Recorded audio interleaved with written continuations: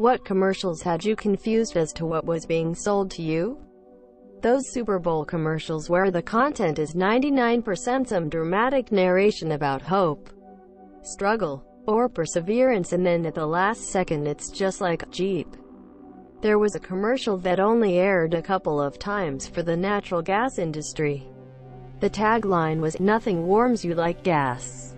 Pretty much all pharmaceutical ads, if you're not paying attention during the first 3 seconds where they name the disease they're trying to get you to diagnose yourself with, all you get is shots of people looking happy while doing yard work with a voiceover about how something called dilaxtica may cause your nose to fall off. Unless you see old people in bathtubs, then you know it's an ad for Slong pills. Pretty much every single perfume or cologne commercial, huh? The fluff am I watching right now? Why is that guy wearing a leather jacket at the beach? I guess it is kind of hard to sell a scent without smelling it. But pretty much all these commercials just seem overly artsy and strange. But I guess they work because they keep making them this year. My German roommate saw an ad by our National Health Board about the benefits of drinking milk, something he had never seen before. When he saw it, he said, "Did I just see an ad for milk?" In general, quote, "I thought GoDaddy was a prawn site for a long time. There was a commercial that played before of a movie that I still think about. It was a really cute animated story about a little boy and girl having competing lemonade and orange juice stands that get more and more successful until the kids are adults with massive industries. The whole thing was about 5 minutes, and the theater was full of people trying to figure out what the fluff they were trying to sell. It was a fluffing Chipotle ad. 5 minutes about juice, and it was for Chipotle. It's amazing to sit in a packed theater and hear almost everyone go, "Wait, what?" Quote, "It didn't make me want Chipotle. It made me concerned that Chipotle executives don't know what they sell." And it wasn't a bad commercial. It was really cute, and grabbed the attention of a group of nerds very excited for a movie. It just had nothing to do with their product. I never figured out what head-on is, but I do have a good idea of where it is applied. My kids rarely watch conventional television, and so, when they go to Grandma's house, it's always fun to watch how nonplussed they get about commercials. The last holiday season, there was a commercial for some Apple product that was on endless rotation to young people pretending to be dancing in the street as it snowed. And then, at the end, it showed the product. They had no idea what the hell they were supposed to do with that commercial. Feminine hygiene product ads had me way confused. Drip some blue water over some cotton, then show a lady in white pants skipping on the beach while narrating, "Will keep you dry." I'm like, if you wanted to stay dry, why'd you go to the fluffing beach? Most political ads. I know why you think your opponent is a dirtbag, but you haven't once told me why I should vote for you. That one new Old Spice ad that turns into a Hulu ad, my brain stopped.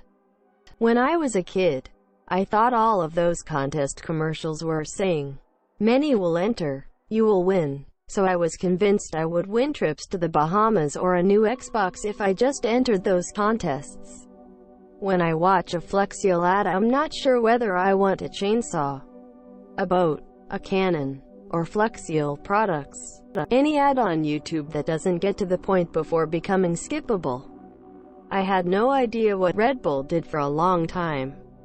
Red Bull give you wings. Okay, it's cool to have a funny slogan. Now explain your product. Oh boy. So, I had shoulder problems for about a year.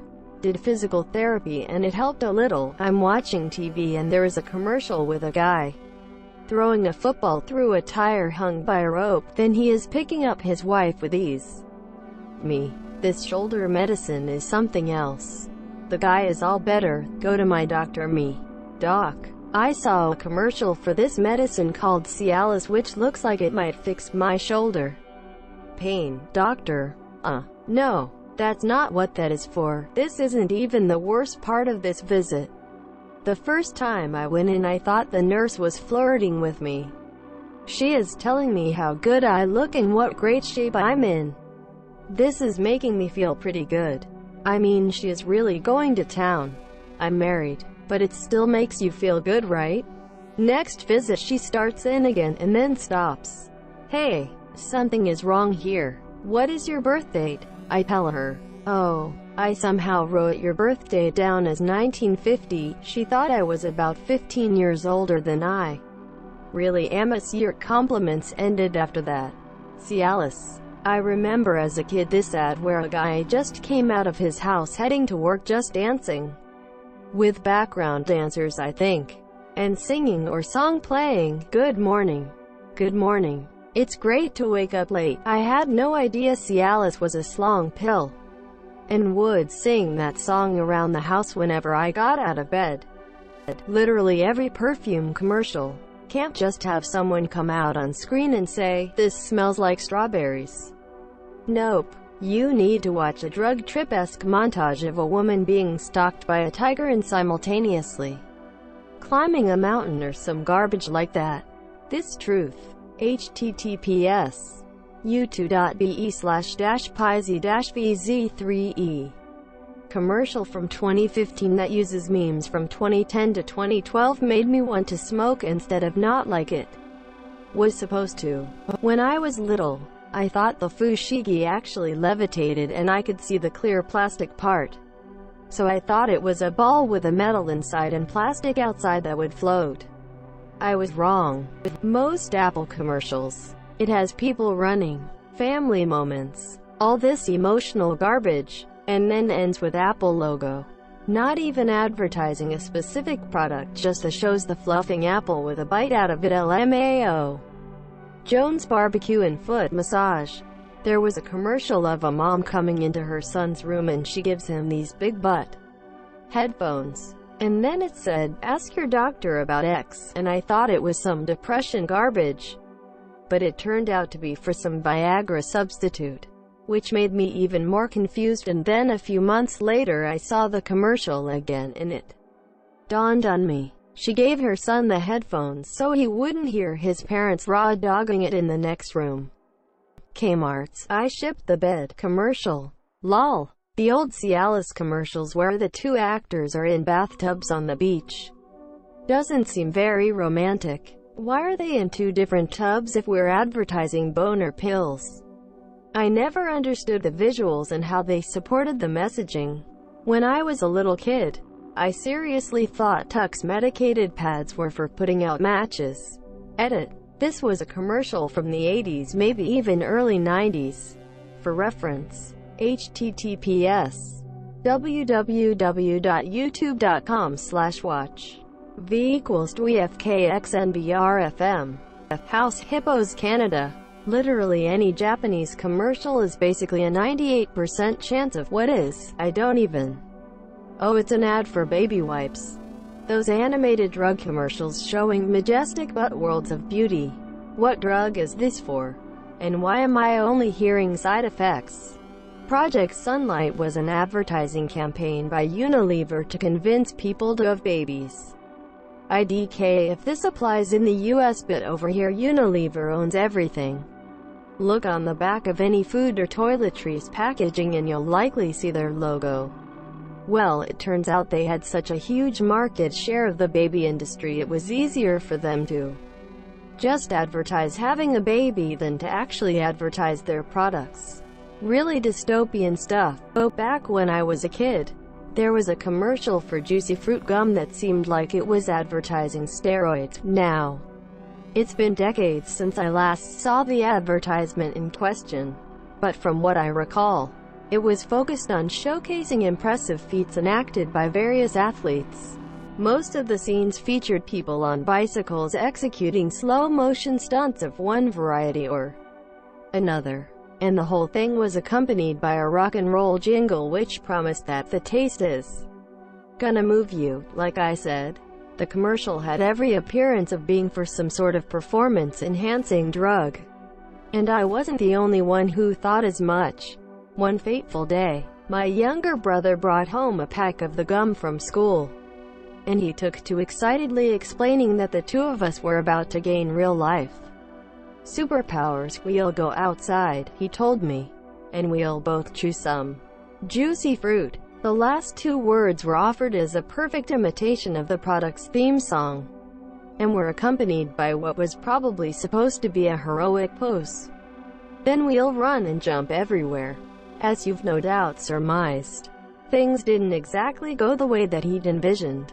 After both of us had started chewing sticks of gum, my brother took to zipping around the backyard, all the while making a high-pitched buzzing noise that was likely meant to call images of flying to mind. After a few seconds of this, though, he stopped in his tracks, balled up his fists, and started screaming, "It doesn't work! It doesn't work!" he shouted. "They lied. This is just gum." Our mother, drawn by the sound of her youngest son's fury, immediately came outside and scolded me for tormenting my sibling. Older brothers are always to blame, after all. Still, he was so inconsolably distraught over the false advertising that he gave me the rest of the gum. So I thought that I had come out ahead. I really should have known better. A few weeks later, on an equally fateful day, my entire family went out to spend the day at a nearby walking trail. My mother was practicing her rollerblading, my father was helping her, and my brother and I were on our bicycles. As the two of us were riding, a sudden look of excitement came over my sibling's face, and he turned to me with barely restrained enthusiasm in his voice. Max, he said, I know why it didn't work. We weren't on bikes." My response was a monumentally insightful question of what? The juicy fruit. My brother answered, "We needed to be on bikes. Let's go back home and get it."